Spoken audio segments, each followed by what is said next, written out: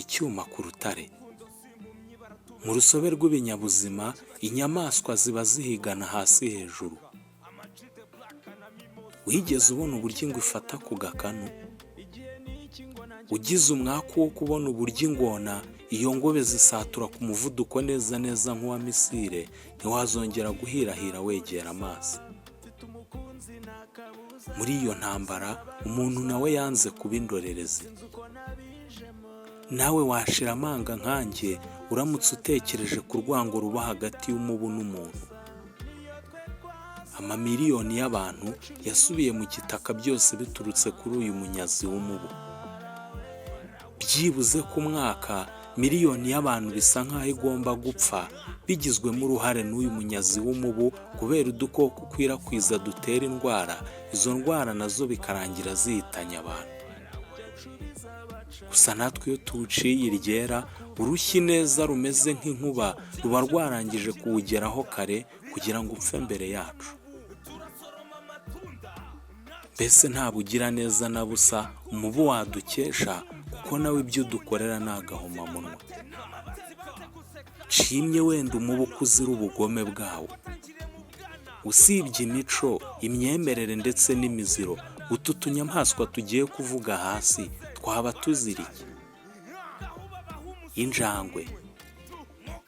Kugira ngo wumve uburyo injangwe ari ingirakamaro ariko tugahora tuyihohotera, ndagira ngo ubanze wumve ububi bw'imbeba. Mu binyejana by'imyaka yatambutse, mu isi yose hateye icyorezo cyitwa ubushita. Abantu bava ku migabane yari iriho ubwo bushita bahungira ku yindi migabane. Gusa ubwo bari mu ngendo, ntibamenye yuko mu bwato hari harimo imbeba zatangiye gukwirakwiza ubwo bushita, ahubwo nk'aho byakabaye uburyo bwo kubuhunga, batangira kubukwirakwiza no ku yindi migabane. Ibisa nk'aho bidahagije, kugeza n'uyu munsi imbeba ni akanyamaswa kabi cyane kubera yuko gakwirakwiza indwara zitandukanye mu bantu, ndetse unarebye nabi izo ndwara zishobora kuguhitana. Wari wibikira inyanya zimeze neza, usanga imbeba zose yazishunnyeho. Wari wibikira ibijumba, ubibikiye umwana mu gitondo, ugasanga imbeba yabirumyeho yewe ntibagirwe na voka. Ibyo byaba ari nko kwikirigita ugaseka. Mu myaka yatambutse, injangwe yari umutoni mu gihugu cya Misiri. Abantu bayifataga nk'akanyamaswa gatera ishaba, ndetse uwabaga ayitunze mu rugo rwe yavugaga yuko atunze Imana ya kabiri. Iyo bajyaga mu ngendo, iyo batangaga komande ku bwato, nyiri bwato yagombaga kuba afite injangwe y'umukara. Byibuze iyo njangwe ikagendana nabo mu bwato, ngo kuko yateraga amashaba mu rugendo rwabo. Iyo umuyaga wahuhaga ubwato waburaga, bafataga iyo njangwe y'umukara bakayishyira hejuru y'ubwato, bizeye yuko iri bukurure umuyaga wabuze.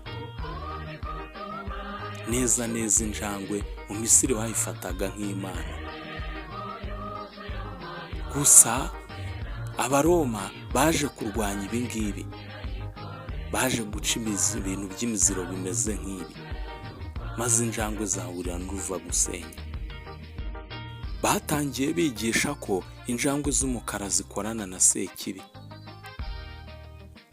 Byararenze birenga no mu Misiri bigera no mu Rwanda, ku buryo nk'iyo umunyarwanda ahuye n'injangwe y'umukara mu gitondo avuga ati nyamuna mpuye n'umwaka utavugwa. Amaguriro menshi mu gihugu cya Misiri muri icyo gihe, inyigisho za Roma zacengeye abantu. Akanyamaswa ka gatatu, umuhari. Umuhari ni inyamaswa y'indya byose. Kuba gatoragura imyanda yose, harimo imitubu, ibikeri n'ibinyamunjongo n'ibindi bitandukanye, byatumye mu myaka yatambutse abantu batekereza ko aka kanyamaswa gashobora kuba gakorana n'imyuka ya Sekibi. Gusa icyo bibagiwe ni uko natwe abantu turi indya byose. Nyamara ngo ibisa birasabirana, ariko imvugo yarahindutse, ahubwo abasangiye ubusa bitana ibisambo. kuba umuco wacu mu Rwanda utatwemerera kurya ibinyamunjongo, ntugire ngo ku isi yose niko bimeze. Nzi igihugu aho ipura y'ibinyamunjongo ariyo pura ihenze mu mapura yose aba muri icyo gihugu. Mbese nawe urumva iyo umuhari uza kubutekereza wari kudutekerezaho iki mu gihe tuwutekerezaho biriya? Ibaze nawe wisubize. Akanyamaswa ka kane. Ibisa nkaho bidahagije, nanjye mwumva uvuga nakuze nirwa minjira misile z'intosho ku bihunyira, kuko nari naracengewe neza n'umuco w'uko ngo aho kivugiye hapfa umuntu muri ako gace. Uramenye ntunse kutazambyara cyangwa bikaba ibya cya kimuga cyasetse urujyo. Birahagije kuba utanseka niba utarakuriye iwabo wabanywa amata aturutse ku igare.